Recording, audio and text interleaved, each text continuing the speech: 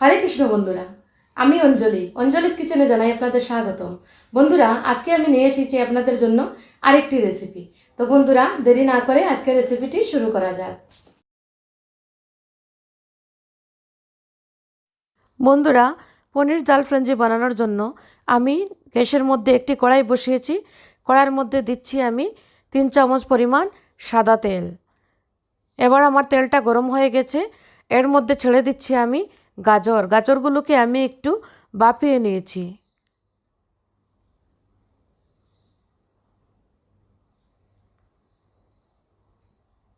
এবার ছেড়ে দিচ্ছি আমি 3টে কেটে রাখা বেবিকর্ন। এবার ছেড়ে দিচ্ছি আমি ক্যাপসিকাম। এবার দিয়ে দিচ্ছি বিনসগুলোকেও আমি একটু বাপিয়ে নিয়েছি। এবার সবজিগুলোকে আমি 2 মিনিট মতন রান্না করে নেব। আমি এটা হাই ফ্লেমে রান্না করছি।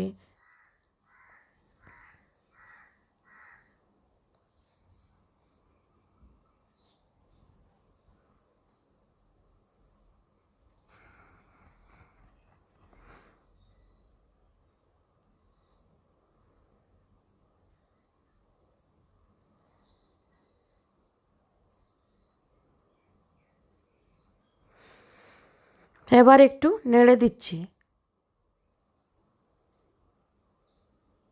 সবজিটাকে আমি 2 মিনিটের বেশি রান্না করব না। আমার সবজিটা হয়ে গেছে, 2 মিনিট হয়ে গেছে। আমি এবার সবজিটাকে নামিয়ে নিচ্ছি।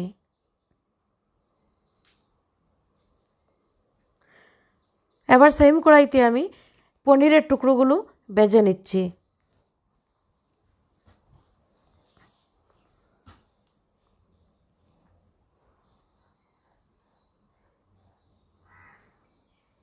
পনিরটাকে আমি বেশি ফ্রাই করব না। আমার পনিরটা প্রায় হয়েই গেছে।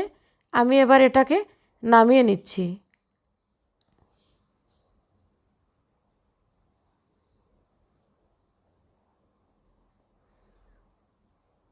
আবার সেম কড়াইতে আমি একটু তেল দিয়েছি। তেলটা গরম হয়ে গেছে। এর মধ্যে ছেড়ে দিয়েছি আমি গোটা জিরে। এবার দিচ্ছি আমি গ্রেট করে রাখা আদা।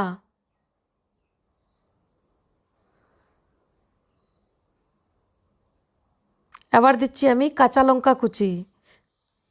এবার সমস্তটাকে একবার নাড়িয়ে নেব। আদার কাঁচা কাঁচা গন্ধটা চলে গেছে। এবার এর মধ্যে ছেড়ে দিচ্ছি আমি টমাটো আমি বীজটা ফেলে ছোটো ছোটো করে কেটে নিয়েছি। এখানে আমি 2টি টমাটো নিয়েছি, মানে বড় বড় 2টি টমাটো নিয়েছি। এবার আমি এটাকে একটু সময়ের জন্য ডেকে দেব। এবার দিয়ে দিচ্ছি একটু লবণ, যাতে টমেটোটা পুরো গলে যায়। এবার দিচ্ছি আমি হলুদের গুঁড়ো। এবার দিচ্ছি আমি জিরের গুঁড়ো। এবার দিচ্ছি ধনিয়ার গুঁড়ো। এবার দিচ্ছি কাশ্মীরি লাল লঙ্কার গুঁড়ো।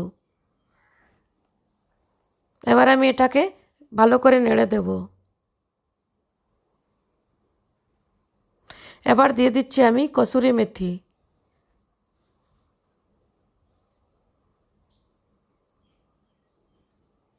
যাদের কসুরি মেথির কাঁচা কাঁচা গন্ধটা ভালো লাগে না, তারা একটু তাওয়া নিয়ে তাওয়ার মধ্যে রোস্ট করেও দিতে পারেন। আবার দিচ্ছি এখানে আমি 3 চামচ টমেটো কেচাপ। টমেটো কেচাপটা দিলে দারুণ একটা টেস্ট আসে, মানে খেতে একটু টক টক একটু মিষ্টি মিষ্টি টেস্ট আসে, খেতে খুব ভালো লাগে। এবার দিচ্ছি আমি ব্ল্যাক পেপার পাউডার, মানে গোলমরিচের গুঁড়ো।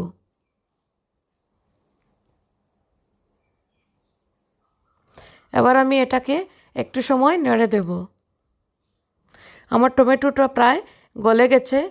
মশলার থেকে তেলটাও আলাদা হয়ে যাচ্ছে।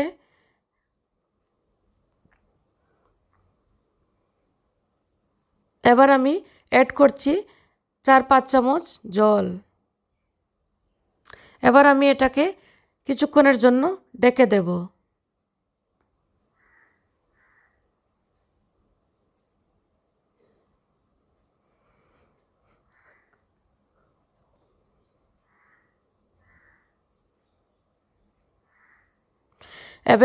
এবার আমি এর মধ্যে ভেজে রাখা সবজি আর পনির ছেড়ে দিয়েছি।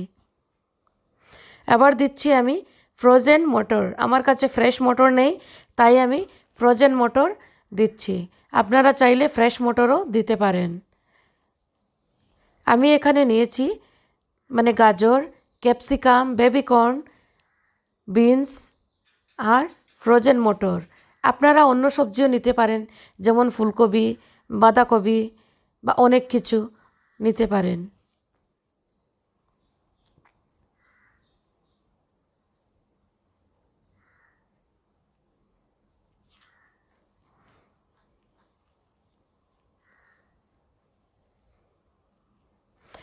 আমার পনির জালফ্রেঞ্জিটা তৈরি হয়ে গেছে।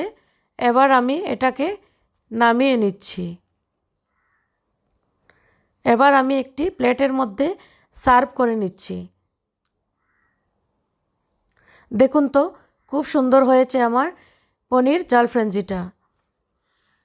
এটা আমি রুটির সাথে তুলসীপত্র দিয়ে ভগবানকে নিবেদন করব।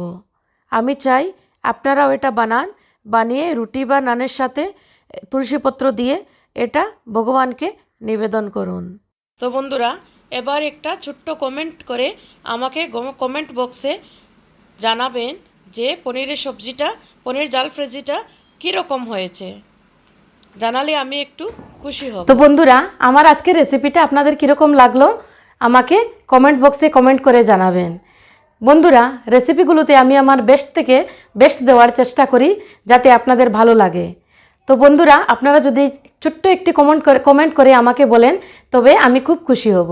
যদি আমার রেসিপিগুলো আপনাদের ভালো লেগে থাকে তবে আমার ভিডিওটিকে লাইক করবেন, শেয়ার করবেন আর আমার চ্যানেলটিকে সাবস্ক্রাইব করবেন। আর পাশে থাকা বেল বাটনটিকে প্রেস করলে আমার সমস্ত নোটিফিকেশনগুলো আপনাদের কাছে পৌঁছে যাবে। আমি অঞ্জলি আপনাদের কাছ থেকে বিদায় নিচ্ছি। হরে কৃষ্ণ, ধন্যবাদ।